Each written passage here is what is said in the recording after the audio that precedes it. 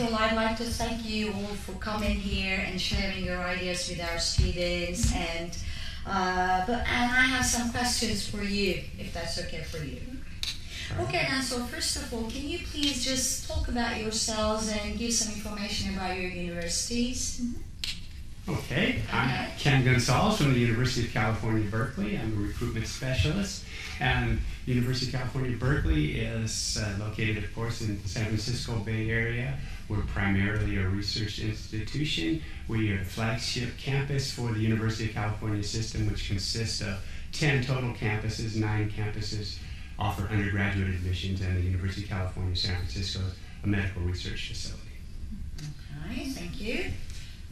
My name is Melissa Kopachka. I'm an assistant director of admissions with the University of North Carolina at Chapel Hill. We are located in Chapel Hill, North Carolina, near the Research Triangle. And we are the nation's oldest public university in the U.S. We were the first to have students on our campus. And we are known for being a community of smart and friendly students with a very strong commitment to public service and the common good. Okay, thank you. And you, Cindy? Hello, I'm Cindy Gould from the University of Michigan, Office of Undergraduate Admissions. I'm the International Admissions and Recruiting Coordinator and work primarily with international student admission. The University of Michigan is located in Ann Arbor, a small city of about 114,000, and we have over 40,000 students on our campus, about 28,000 undergraduates. We are a large research university with a tradition that goes back to 1817, excellent academics, outstanding spirit, and we certainly are known for diversity, which we call the Michigan difference. Okay, thank you. And Andre? My name is Andre Phillips. I am the Senior Associate Director of Admissions at the University of Wisconsin-Madison. UW-Madison is the flagship institution in the state of Wisconsin. We are part of a system of 23 4-year and 2-year colleges all across the state of Wisconsin.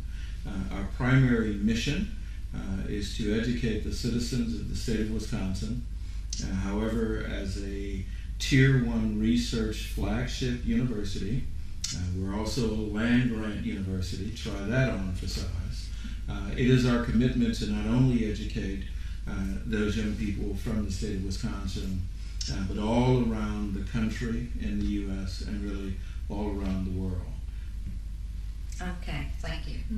Now, you know, every day the number of students who prefer to study in the U.S. is just getting more and more every day in a way. So why do you think students prefer studying in the U.S.? I think that the U.S. offers unique opportunities that are quite different, at least at the undergraduate level, from institutions and opportunities around the world. In many countries, students apply to a specific major right out of high school, and they have a narrow focus throughout their undergraduate education. They may specialize in a particular field from the very beginning, and in many cases, students enter U.S. universities without needing to have a specific major in mind or a particular academic area. In fact, they have the opportunity to begin university studies as students who are undecided, if indeed they are undecided, explore many academic areas and career path opportunities before they need to actually narrow that focus to a particular major and minor, typically done in the 2nd or 3rd year. Of course, there are professional opportunities as well to begin in the 1st year in some cases, but again, in every case, they will get some broad exposure before actually narrowing in the specific area of expertise in their specific career path or academic area of interest. We also have what we like to call university or college for almost everyone who wants to pursue higher education. Opportunities abound. In fact, even students who may not have excelled to the extent that they're capable in high school have opportunities to begin at colleges in the United States and later transfer to some great universities. So the opportunity for transfer is also a unique option, which in many countries is not available. In some countries, one must start over if they wish to change universities. In the United States, that's not the case. So opportunity and education for anyone who seeks it, I would think, would be the two characteristics that I would use to summarize. Okay. Okay then, so what about the criteria? So what are your criteria so while accepting the students, while accepting international students to universities? Well, at UC Berkeley, or Cal as we become known, is we have a saying, we have many sayings, but one of our sayings is we do not admit grades and test scores, we admit people. And so basic criteria, of course, high level achievement in grades, how you've earned your grades, how you challenge yourselves academically, and I think we can speak for everyone when we talk about our holistic review, but we also require testing, either the SAT, reasoning, or ACT plus writing for most facts, and for international applicants, English proficiency is most important, so a TOEFL or IELTS score, it varies per campus. But most of the public institutions in the United States review holistically. And we all review a little bit differently, so we find the right fit for each individual campus. What we're looking for are the students who can contribute to the cultural diversity and vitality of each individual campus. And what we're looking for at Berkeley are the students who will bring open discussion, who are not afraid to take challenges, who students, we have a saying again, come and change the world. And we're looking for students who will change the world. And I think across the board, that's what we're looking for. So there's no one single set criteria, one single set answer, one single set aspect of the application that holds precedent over the other. So a student will always ask, well, what's more important, grades or test scores? But when we talk about the holistic review, so it's important for the students to give depth and detail in their application about their extracurriculars, their activities, opportunity taken advantage of, obstacles overcome, and an essay that really provides concrete examples of who they are, what drives them, what motivates them, and what fuels their passion. Okay then, so what about the students? So will you please just share the most three important things that students just should remember while applying your universities?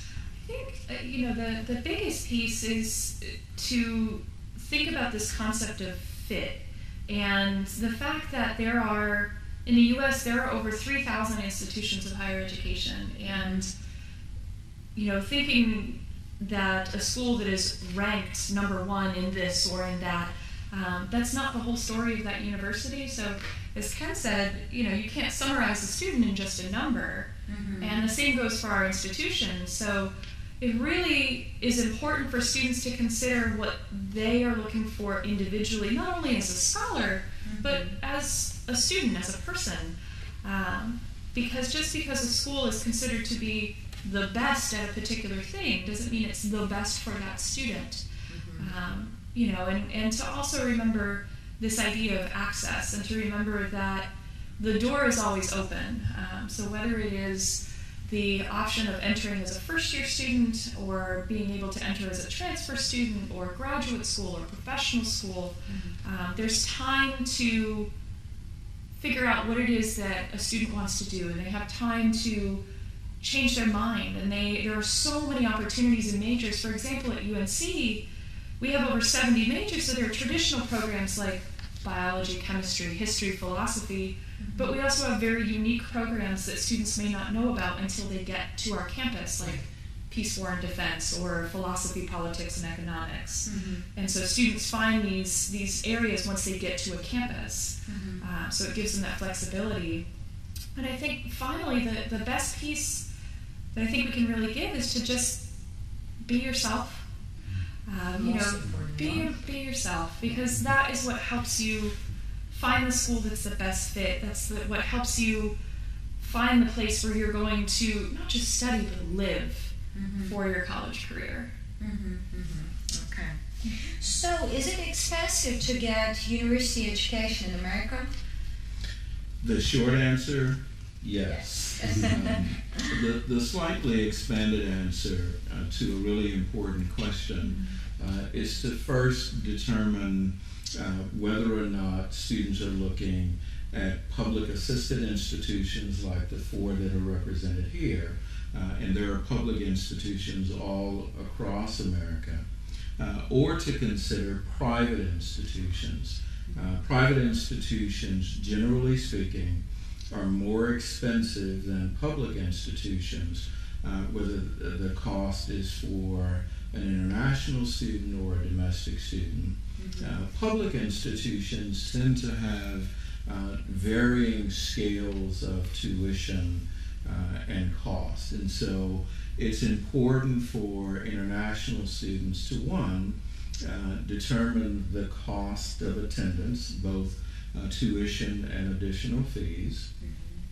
And it's also important, particularly for international families who are considering the cost and whether or not they need support to attend, whether or not public and or private institutions will provide either assistance that is need-based assistance or scholarship dollars.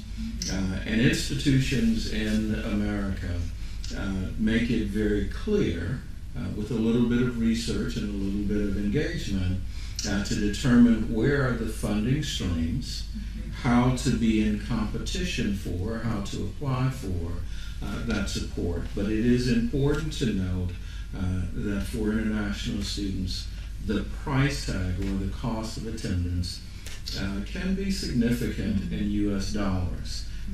And it's important, I would say also, for international families who are thinking about or concerned about the cost of attendance to begin the process of exploration sooner rather than later. So at the time that students develop a list and begin submitting the application for admission, should also begin to explore what's the cost and the possibility of receiving university support. Okay. So what about the accommodation? So how is the accommodation in your just universities? Well, at Berkeley, housing is guaranteed for 2 years for freshmen and 1 year for transfers. Students can choose to live in the dorms. We have single suites, single rooms, doubles or triples. And if students share roommates, they are asked to participate in a poll, a survey, so they can match up students accordingly, so we don't have a late riser with an early riser and such. Students do not have to live in the dorms. They're not mandated to live there. They can live off campus if they so choose. We have the fraternity system and the sorority system. Also, we have the Berkeley International Office, which assists students achieving their goals, and the International House, where all international students can choose to live if they so choose. There's a cafeteria right there, and they can live in a cohort together as well. So at Carolina, we have all of our first-year students live on campus for at least the first year, but we do guarantee housing for all 4 years for those who want to be on campus. We are a residential campus. There are 16 public colleges and universities in North Carolina, so we are technically all part of the same system, but we operate individually from one another. So our campus contains all of the graduate, undergraduate, professional schools, UNC hospitals. So the majority of our students do stay on campus for at least 2, if not 3, or even the full 4 years, because it's just so much more convenient for them. Students have their choice of hall style or suite style or apartment style, single rooms, double rooms, and they also have the option of living in our living and learning communities, where they can have a particular theme, such as sustainability or substance-free, or certain areas that are themed around extra activities or seminars that come with it. Okay. So at Michigan? At the University of Michigan, we guarantee housing for all incoming first-year students, freshmen. Students who want to stay beyond the first year can put their name in a lottery. Many students choose to live off campus after the first or second year because there are many apartment opportunities, co-ops. There are fraternities and sororities, although it is a small percentage of the whole in terms of student housing choices, and there's certainly no pressure to participate in those opportunities. We, like the other schools, have living learning community opportunities, in particular residence halls where students can engage and live with students who have similar interests. And I think that both the housing office and our international center are available not only to guide students initially upon application, but also throughout the time at Michigan in terms of transitions when it is time to consider all of the options or change. Okay. And at Wisconsin, we're similar in being able to guarantee housing for a student's first year, given the variety of options of housing that within the resident halls that are sponsored by the university. We believe that we can provide housing through the remaining 3 years, although we don't make a guarantee. Students have the option, again, very similar to Michigan, to move out in their, given our community. Madison, Wisconsin is the capital of the state of Wisconsin. So Madison provides an array of housing options for students that are very near not only our campus, but our state capital. And this provides undergraduates with a pretty vibrant living environment, both on campus, within the resident halls, and then within our community, close proximity to the main campus. Okay. And how do universities with the social activities? So when we're looking at from an application standpoint, we look to see that students do something. And we don't say that one type of activity is better than another. So it's not that we see athletics as superior to the arts or superior to an academic club. It's more that we want students to be involved in their community and to be finding opportunities for leadership and taking advantage of the opportunities that are available to them, or creating opportunities where there may not have been something before, and really doing those things that they are passionate about. We want our students to be excellent, but we don't want them to be excellent in the same way, because if everyone on our campus were all the same, it would be a very boring place. And our campuses are lively and vibrant and have hundreds upon hundreds upon hundreds of different organizations, because we're bringing in those students who have such a variety of interests. And so it's really about the students finding things that they are excited to do and that they find fulfilling, because when students do something that makes them happy, it then trickles down through the rest of their life. Happy students get better grades open up more doors. And so it's that chance to do something because they enjoy it. What we don't want to see is that a student does things simply because they think it will get them into a good university. Because if you're doing something for that reason, you're not going to be as committed or as fulfilled. And so we'd rather see that students follow their passions and do that, because that's going to come through in the application. Okay. And how do you support your international students? Well, there's a variety of support systems in place. Most campuses in the U.S. will have an international student center or international student office, which will support any matters related to immigration and student visa status, cross-cultural advising, workshops, things as basic as getting a driver's license. Often campuses will have English language centers or English language institutes that may provide training beyond what a student might master in the TOEFL or IELTS type proficiency score, where they're really honing in on English for academic purposes fine-tuning academic writing skills, academic speaking skills, expanding vocabulary, and even getting tutoring or help with papers as they make the transition to an English language medium of instruction, because we know students come from all over the world with different language backgrounds, and multilingual students, even if they are quite proficient, still need help even understanding initially the academic lecture. They need to adjust their ear, but they also need guidance in, and what's tricky is they may perfectly well understand formal English or the evening news, but in the classroom in the United States, conversation can sometimes go off topic, become a little bit less formal, and being able to understand between what's being said and even deciding what's important about what's being said can be a little bit tricky. And so this will come with practice, but some of our campuses, many I would think, would have services that will help students make that transition.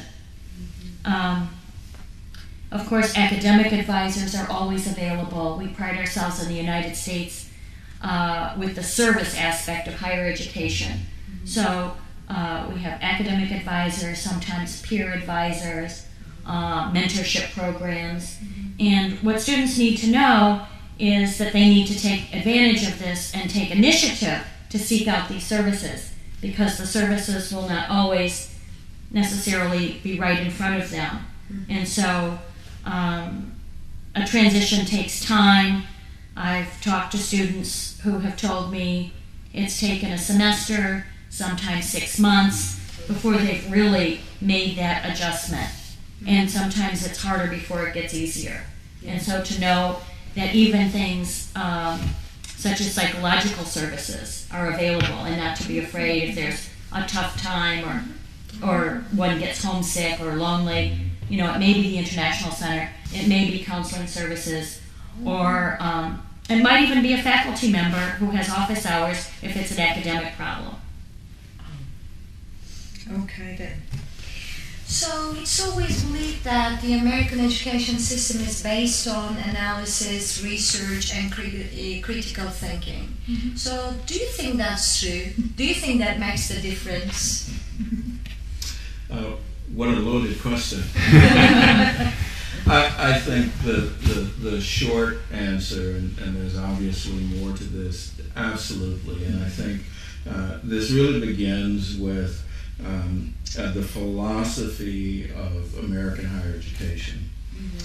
And it is steeped in the notion that every learned individual, irrespective of the particular pursuit, needs a broad and deep foundation of knowledge and engagement.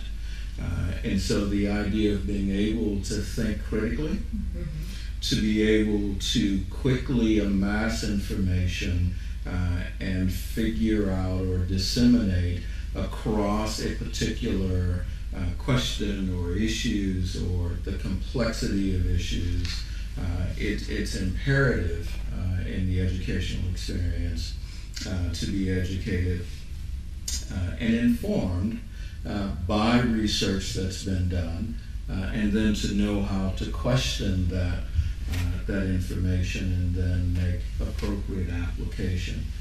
So the argument that I think many of our institutions, public and private, however those institutions think about their ethos and it plays itself out, is for students in that learning enterprise to have a certain level of confidence that they can participate in that conversation. I thought it was interesting to hear as Cindy talked about where international students might go if challenged by a different approach to learning. That is the same question that domestic students in America have to tussle with. And when you put that in the classroom or take it outside of the classroom, to return to the idea that critical analysis that being challenged or having one's ideas being challenged is a pathway to new discovery, really is an important facet of American higher education. And being educated in America, whether you are from that country or not, is valuable. Okay. And what do you think are the difficulties of being an international student in your country? There are a lot of difficulties for international students, just cultural barriers, the English, like Cindy was alluding to. We had your formal English, and then there's the way Americans speak, which is completely different. And so just grasping the different aspects, and America is such a vast place. Carolina differs from Michigan, from California, and all the rest. Everyone has a unique pocket. And so just trying to fit in sometimes can be difficult for an international student, knowing that they belong. What we always say at admissions in our office is that we do a good job. We admit you belong. But students have what we call the imposter syndrome.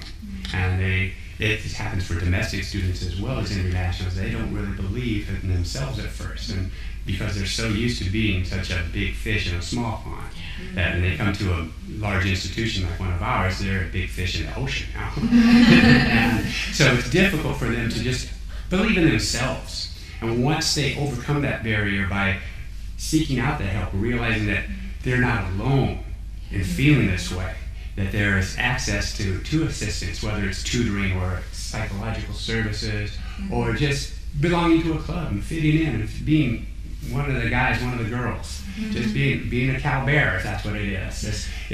A sense of belonging is important. So once they overcome that, they're very successful. But I think the main problem for them is not realizing that they belong there first. I might add one additional comment to that. I fully agree with what you have been saying.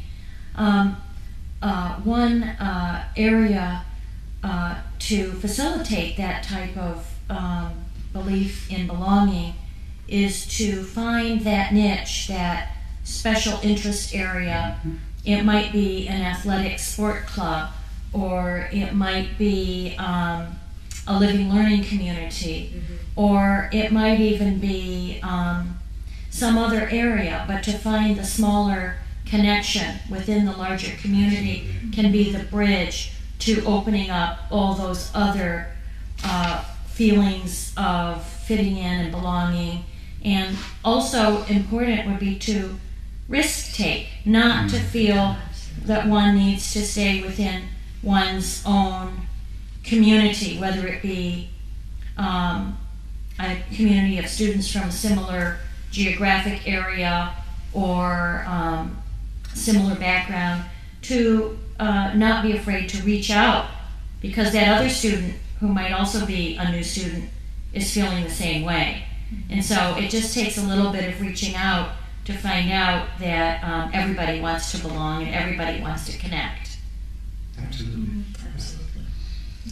Yeah, and do you have any ideas that you would like to share with the ones who wish to study abroad?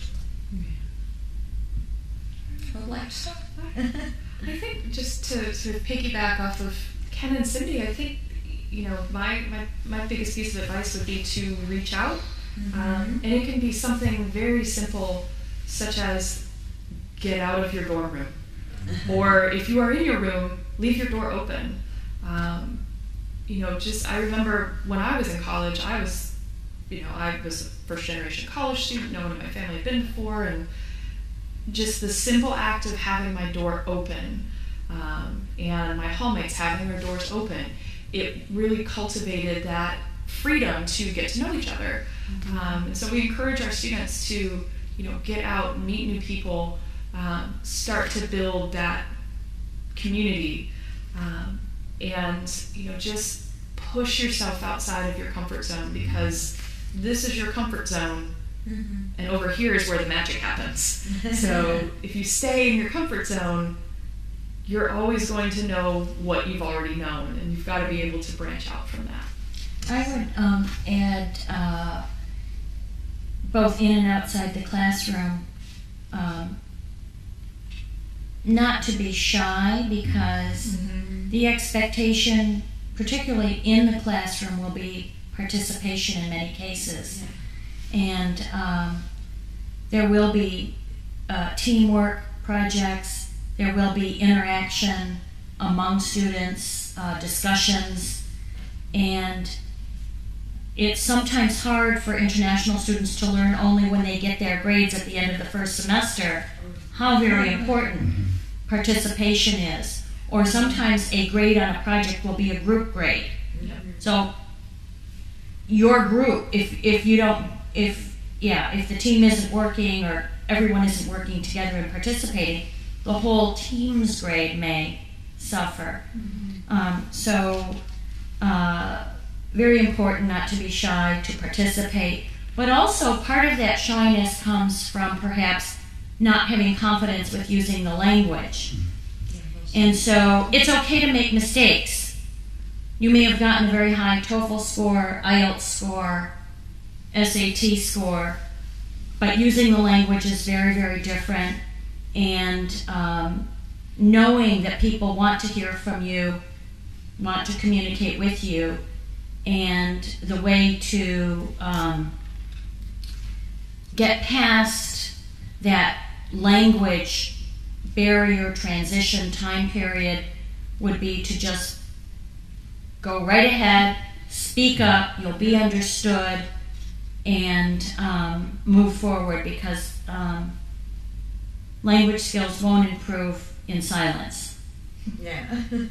So, and it's a great thing to be able to be heard and to be understood and to know that you're contributing and others are benefiting.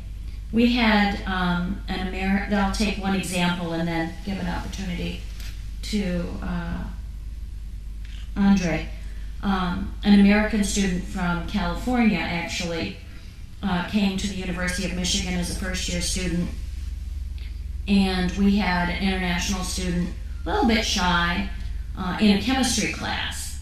And this international student, had an amazing talent with chemistry. Yet the course was extremely hard for all the local students in the class. And the international student at first was maybe not interacting as much as one might expect. And when it came time for group work, the student was put in a group situation.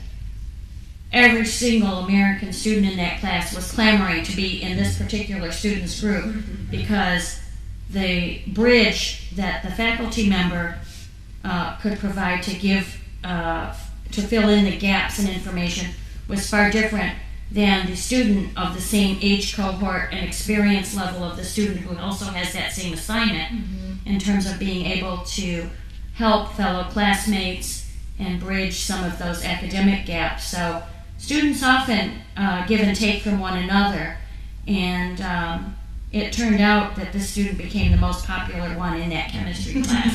And the American student actually came to my office to ask me if we could admit more students from this particular country, and that the student wanted me to know how much not only she but all the others in the class benefited from the presence of the international students on campus. And I took that story to the administration within my own office, and well, it's been heard at this point. Change happens slowly sometimes at large institutions. Students need to understand that education is not in the classroom alone. And it comes in many forms, shapes, and sizes. And the beauty of a large institution such as any of ours is that there's opportunity for students to participate in either a club sport or going to a basketball, football game, a large sporting event, political rallies and lectures, guest lectures coming from all over the world to speak. And so students can find their niche. And so if they overcome, like Melissa was saying earlier, open up your door. Wander out, step outside your comfort zone, and just explore. College is about exploring anyway. College is about just trying to self-discovery. And so if a student can realize that it's all right to fail. Yes. A lot of times we've programmed our students so much that you have to have these great grades, you have to have these high test scores and everything else, even though we say holistic review, it's still programmed in their mind that they need these scores and these tests, and anything less than an A is a failure.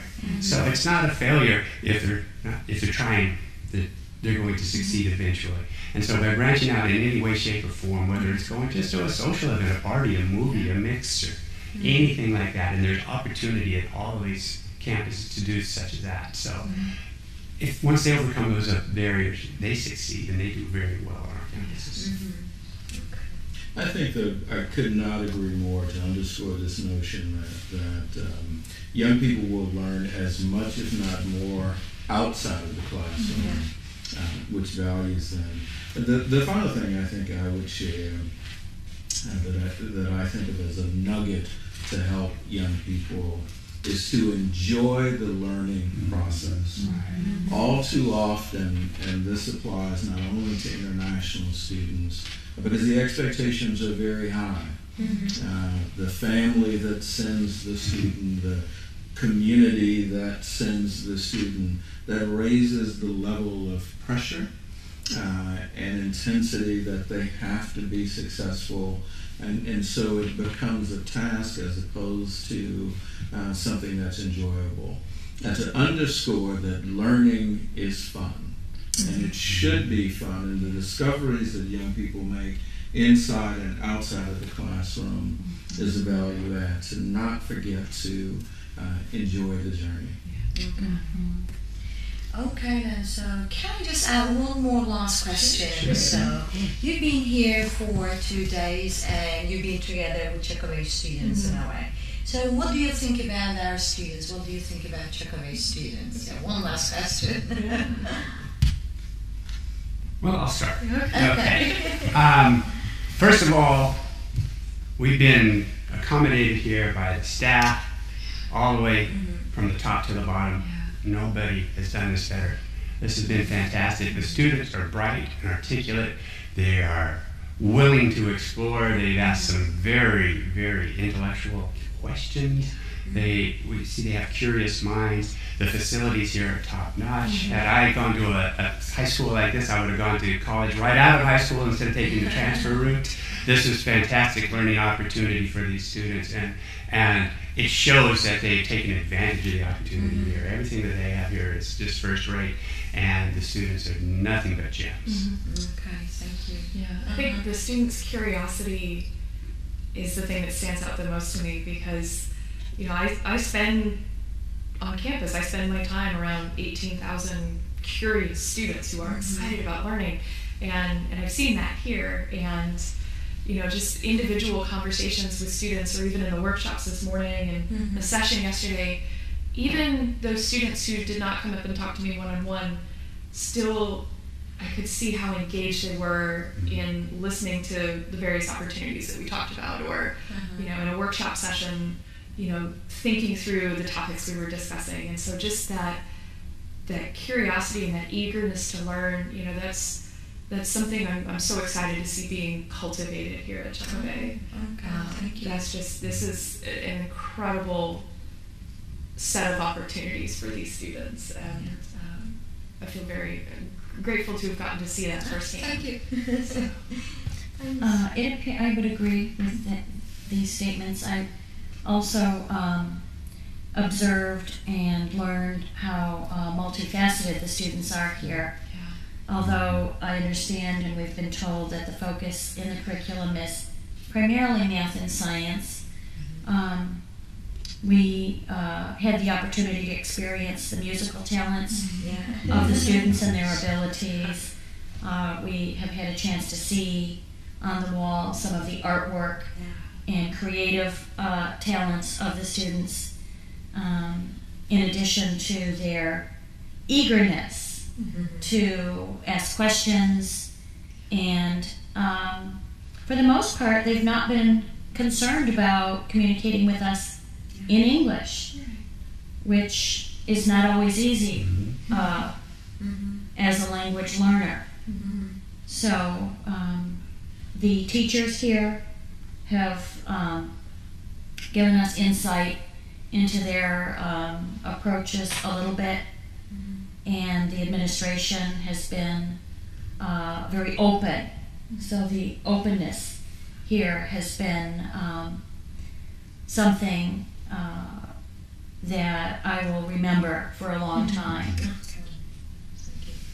Yeah, I've been impressed by the confidence that I've seen in the students, and the internal question that I ask wherever I go, and I've had the good fortune of being in different parts of the world, is whether or not these are young people, wherever I'm at, will they survive in America?